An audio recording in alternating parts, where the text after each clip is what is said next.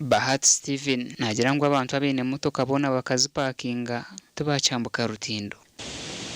Uruno rutindo kubera urutindo nta babemereye kubanyureho niba kujya mbe barabemereye urutindo nta buswa abantu bino hakujya nta n'umuntu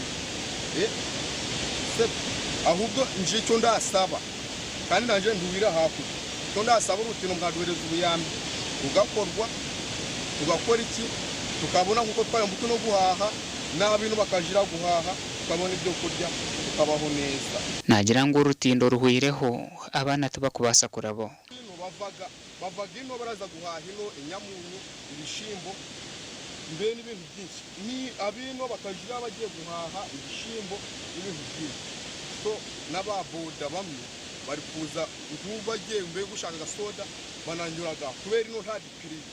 Grace Mujyawimana nagira ngo waremerwe kohereza abana hishomero akuba niberarikirira ngo batagoma. Ni kibiri kubahombya muri urutindo batagubase. Uri kutuhombya. Uri no rutindo.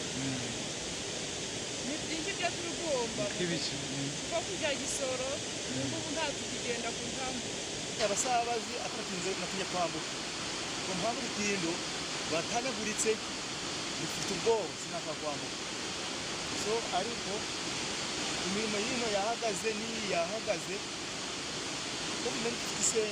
bamwe mu bavugi ba bodaboda nibagira ngo tubakikora ahakuba abashabazi n'abatina ha rutindoro arendamo nenyikwata ko kasere kange n'abalala netuleta ko amakoko gano gumulaba naye nago mafu naye fe twako wana runo rutondo twaruko wasituline cyakora naye tusabe bufuzi batuyambeko kubanga minister yaleta wano ba minister Salamateke yaleta ko wano ba minister balala niba tugamba ngo bagenda kudukorera rutindo naye wawuse wo ugemyezi ngo 8 wa musambu kiti wari na kimo ecyakora wano naye abamakuru tuwebaza nnyo okuba mwatusize wano nya mutubebaza nnyo naye twebaza ne government esoke tuyambe ko wano kubanga urutindo runo tugenda kurusibako. Urutindo runo ruyamba abantu abaruko bano baza bucimbire kaunte ahi bari kwinga berarikiriire ngo ibyo kurya byabo ne babasa kubara katare gasha kwa keta tuzarirwe.